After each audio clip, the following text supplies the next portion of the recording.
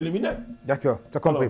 Alors, donc, il faut la réflexion est à ce niveau. À ce niveau, voilà, d'accord. On a le moyen de réfléchir à ça. On a le moyen de réfléchir. Voilà. Alors, il faut davantage conscientiser les populations africaines. Il faut s'inscrire dans un processus. Alors, la question que j'ai envie de vous poser, combattant Bouamassor, le processus dont parle le président Bandakani doit s'inscrire dans quelle durée pour qu'il y ait véritablement changement, pour qu'il y ait véritablement prise de conscience des populations africaines? Non, on ne va pas entrer dans la durée. La durée, c'est le pays n'a pas de durée.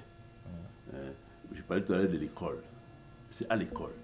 Il faut que les programmes scolaires tiennent compte du fait que tant que les populations ne possèdent pas leur environnement dans la pensée, ces populations ne peuvent pas construire cet environnement. Donc, c'est à l'école qu'il faut le faire. Ce n'est pas une formation ambiante dans les marchés. Mais parce que si c'est bien dans l'école, ça va aller dans les marchés aussi, parce que les gens pourront partir de l'école pour les marchés. Donc il faut que il faut que la pensée à l'école soit dans le sens où, lorsque un professeur entre dans sa classe, qu'il dise aux élèves, le chapitre dans lequel nous allons entrer maintenant, voici ce que vous pouvez en tirer au quotidien demain. Ce n'est pas qu'on enseigne seulement, non, on doit dire ça. Pour que l'élève qui est attentif sache que ce qu'on est en train de donner comme connaissance, voici ce à quoi ça va nous conduire demain, et voici ce que nous pouvons tirer de la connaissance qu'on va me donner. Mais quand on forme les gens, banalement, on donne seulement les cours, Il y a, un certain Fonlon, professeur Fonlon, Bernard, qui avait écrit un document, lettre ouverte aux étudiants africains. Dans ce document, il ressort la pensée d'un évêque anglais qui indique ce que c'est que quelqu'un qui est parti à l'université et sorti avec quelqu'un. Il dit qu'il faut que l'université donne à un élève les moyens propres de sa pensée sur les sujets qui concernent la vie et les moyens propres pour défendre sa pensée. Et ce n'est pas le cas dans nos sociétés. Et nous regardons au pays, au plan africain, on voit qu'il y a les lettrés et il n'y a pas les intellectuels, malheureusement. Bon, parce que quand on veut utiliser la tête, on a l'impression qu'on est devenu fou. Quand on veut utiliser, parce que si la capacité de rétention ne permet pas de déterminer l'intelligence d'un enfant. C'est-à-dire que si tu dis à un enfant 1 plus 1 égale 2 et qu'il répète ça, il aura son bac, il aura son doctorat. Mais ce n'est pas de ça qu'il s'agit. Il faut entrer dans ce 1 plus 1 égale 2. On ne permet pas aux gens, on ne fait pas évoluer les gens à aller dans cette option de savoir ce que c'est que 1 plus 1 égale 2. Bon, donc, on forme les lettrés, mais on ne forme pas les intellectuels, si tu veux. Bon, parce que quand vous regardez la somme des gens que nous avons et qui sont... Je ne détruis pas la pensée de l'école. Il ne faut pas que les gens pensent que je suis contre l'école, non. Mais je dis que l'école telle que ça a été institué chez nous, ça a été fait pour fabriquer les gens qui peuvent parler, mais qui ne peuvent pas apporter à la société ce que la société a besoin pour pouvoir aller loin.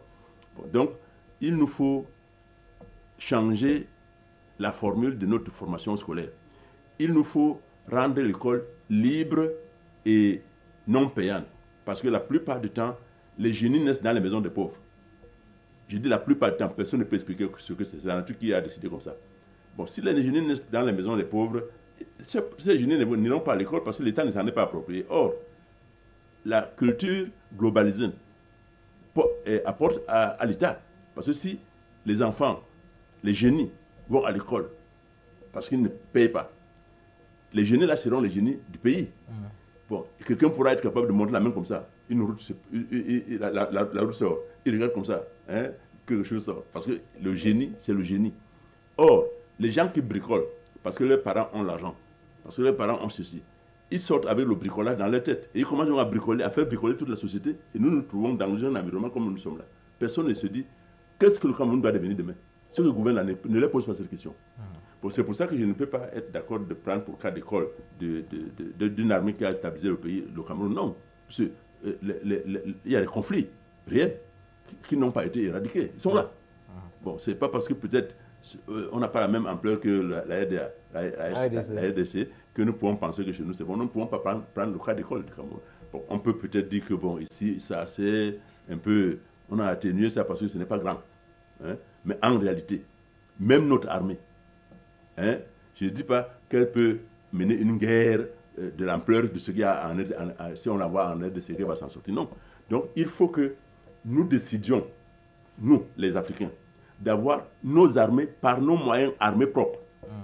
Parce que tant qu'on cherchera toujours à avoir les armées comme les autres, on sera obligé d'aller chercher les technologies. Et les technologies, le monde est compétitif. Donc en réalité, aucun compétiteur ne peut enseigner à l'autre qui sera compétiteur demain face à lui comment est-ce qu'il faut compétir. Parce qu'il risque d'être brillant. On va toujours vous former au rabais pour que vous soyez toujours entré à la traîne des autres. D'accord. Une petite pause s'impose. On va prendre une transition. Lorsqu'on y revient, c'est pour embrayer directement sur le second sujet. À tout de suite.